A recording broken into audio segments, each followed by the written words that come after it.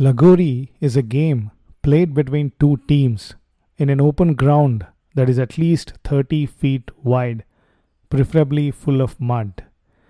Almost in the middle of this ground is placed a stack of flat stones of about 7 numbers. You can change this based on how challenging you want the game to be, as there are no fixed rules when it comes to the number of players, duration, and number of points awarded to the teams. Let us start the game by naming the two teams as Team A and Team B. Team A aims at the stone to knock them down from a distance of around 20 feet, and Team B fields. Every member of Team A gets 3 chances, and failing to do so, Team B will take over.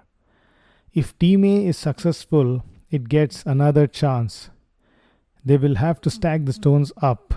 To take over the knocking side, Team B has to strike a player from Team A below their knee before they stack all the 7 stones back.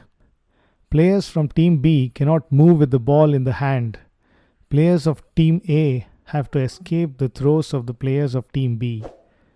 Failing to do so, Team B will take over as the knocking team and Team A fields. Now let us see how this looks like by playing one game. Team A and B both have 7 players, and Team A starts with aiming at the stones. The first player starts aiming at the stone and Team B is ready to field. The ball pitches beside the stone and the fielder catches the ball. This is when the first player loses the other 2 chances as he is caught up at the first attempt. It is now the second player's turn. He aims at the ball and misses, but the fielder on the other side from Team B misses catching the ball after one pitch. Because of this, the second player gets another chance. When the fielder again misses the catch, he will get the last chance. Next turn is the third player's. The third person misses knocking down the stone, but by a lot of effort, one of the players from Team B catches the ball without the ball touching the ground after it misses the stones. This is when Team B takes over as the knocking team and Team A as fielding, and all the other players of the Team A miss the chance of aiming at the stack of stones. Player 1 from Team B starts aiming at the stone and fortunately knocks down the stones. This is when the fun begins.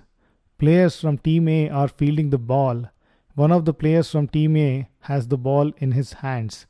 The person holding the ball cannot move. He can pass the ball from where he is to any of the other players of his team. The aim of the whole team is to strike any of the players below their knee from Team B before they stack up the stones. The player passes the ball to another player who is close to a player from Team B. He catches the ball, strikes at the player but misses. By the time a player from Team A throws the ball back, the players from the Team B have already stacked the stones. So Team B gets a point and they continue to knock down the stones. The same player who had knocked down before starts again. He again knocks down the stone, but this time one of the players from Team A catches the ball without the ball pitching. In this scenario, the players of Team B are all out, irrespective of whether the ball knocks down the stones or just touches the stone and goes into the hands of a player from the opposite team. Again, Team A gets the chance of aiming at the stones. The first player knocks down the stones.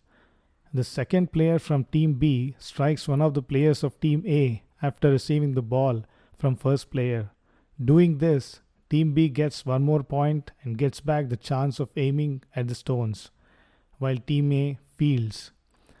This cycle of events repeat until one of the teams reach the pre-decided maximum point of 5 or 10 or 15.